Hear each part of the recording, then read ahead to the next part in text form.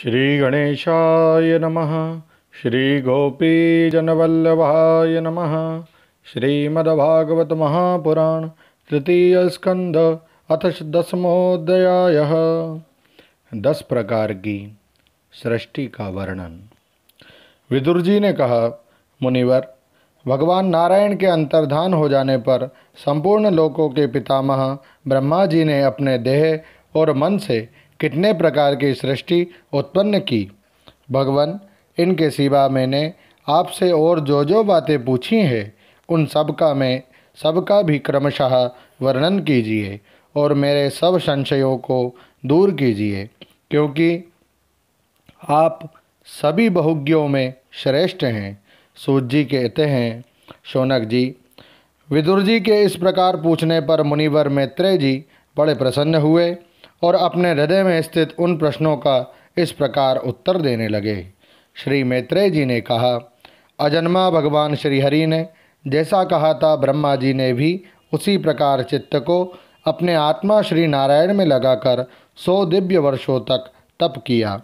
ब्रह्मा जी ने देखा कि प्रलयकालीन प्रबल वायु के झकोरों से जिससे वे उत्पन्न हुए हैं तथा जिस पर वे बैठे हुए हैं, वह कमल तथा जल काँप रहे हैं। प्रबल तपस्या एवं हृदय में स्थित आत्मज्ञान से उनका विज्ञान बल बढ़ गया है और उन्होंने जल के साथ वायु को पी लिया। फिर जिस पर स्वयं बैठे हुए थे उस आकाशव्यापी कमल को देखकर उन्होंने विचार किया कि पूर्व कल्प में लीन हुए लोकों को मैं इसी से रचूंगा। तब भगवान के द्वारा सृष्टि कार्य में नियुक्त ब्रह्मा जी ने उस कमल कोश में प्रवेश किया और उस एक के ही भू, भुवः, स्वः ये 3 भाग किए। यद्यपि वह कमल इतना बड़ा था कि उसके 14 भुवन या इससे भी अधिक लोकों के रूप में विभाग किए जा सकते थे। जीवों के भोग स्थान के रूप में इन्हीं 3 लोकों का शास्त्रों में वर्णन हुआ है। जो निष्काम कर्म करने वाले हैं उन्हें मह, तपः, जनः और सत्यलोक रूप ब्रह्मलोक की प्राप्ति होती है। विदुर जी ने कहा, ब्रह्मन, आपने अद्भुत कर्मा विश्वरूप श्रीहरि की जिस काल नामक शक्ति की बात कही थी, प्रभो उसका कृपया विस्तार पूर्वक वर्णन कीजिए। श्री मैत्रेय जी ने कहा, विषयों का रूपांतर बदलना ही काल का आकार है। स्वयं तो वह निर्विशेष, अनादि और अनंत है। उसी को निमित्त बनाकर भगवान खेल खेल में अपने आप को ही सृष्टि के रूप में प्रकट कर देते हैं। पहले ये सारा विश्व भगवान की माया से लीन होकर ब्रह्म रूप से स्थित था। उसी को अव्यक्त रूप मूर्ति के काल के द्वारा भगवान ने पुनः पृथक रूप से प्रकट किया है। यह जगत जैसा अब है वैसा ही पहले था और भविष्य में भी वैसा ही रहेगा। इसकी सृष्टि 9 प्रकार की होती है तथा प्राकृत वैकृत भेद से एक 10वीं सृष्टि और भी है और इसका प्रलयकार द्रव्य तथा गुणों के द्वारा 3 प्रकार से होता है। अब पहले मैं 10 प्रकार की सृष्टि का वर्णन करता हूँ। पहली सृष्टि महतत्व की है।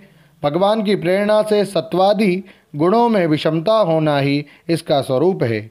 दूसरी सृष्टि अहंकार की है, जिससे पृथ्वी आदि पंचभूत एवं ज्ञानेंद्रिय और कर्मेंद्रियों की उत्पत्ति होती है। तीसरी सृष्टि भूत सर्ग है, जिसमें पंच महाभूतों को उत्पन्न करने वाला तन्मात्र वर्ग रहता है। चौथी सृष्टि इंद्रियों की है।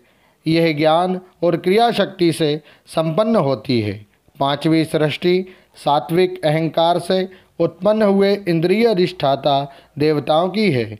मन भी इसी सृष्टि के अंतर्गत है।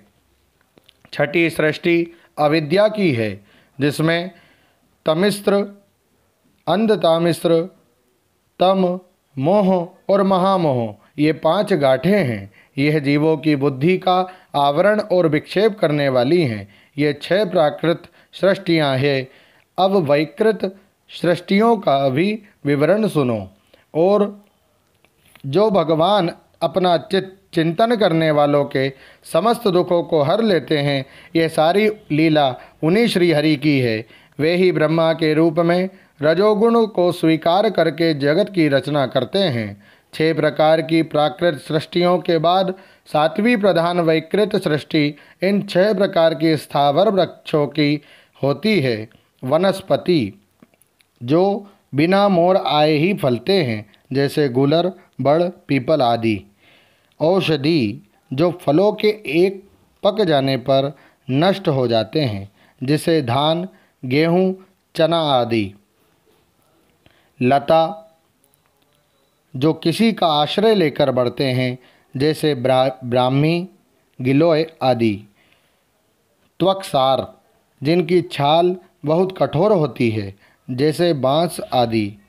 विरुद्ध जो लता पृथ्वी पर ही फैलती है, किंतु कठोर होने से ऊपर की ओर नहीं चढ़ती, जैसे खरबूजा, तरबूज आदि। और द्रुम जिनमें पहले फूल आकर फिर उन फूलों के स्थान में ही फल लगते हैं, जैसे आम, जामुन आदि। इनका संचार नीचे जड़ से ऊपर की ओर होता है। इनमें प्रायः ज्ञान शक्ति प्रकट नहीं रहती। ये भीतर ही भीतर केवल स्पर्श का अनुभव करते हैं तथा इनमें से प्रत्येक में कोई विशेष गुण रहता है। 8वीं सृष्टि तिर्यक योनियों पशु पक्षियों की है। वह 28 प्रकार की होती है। इन्हें काल का ज्ञान नहीं होता। तमोगुण की अधिकता के कारण ये केवल खाना पीना, मैथुन करना, सोना आदि ही जानते हैं। इन्हें सूंघने मात्र से वस्तुओं का ज्ञान हो जाता है। इनके हृदय में विचार शक्ति या दूरदर्शिता नहीं होती। साधु श्रेष्ठ, इन तिर्यकों में गौ, बकरा, भैंसा, कृष्ण मृग, सुअर, नील गाय, रुरु नाम का मृग, भेड़ और ऊँट, ये द्विशफ 2 खुरों वाले पशु कहलाते हैं। गधा, घोड़ा, खच्चर, गौर मृग, शरफ और चमरी, यह एक शफ 1 खुर वाले हैं। अब 5 नख वाले पशु पक्षियों के नाम सुनो।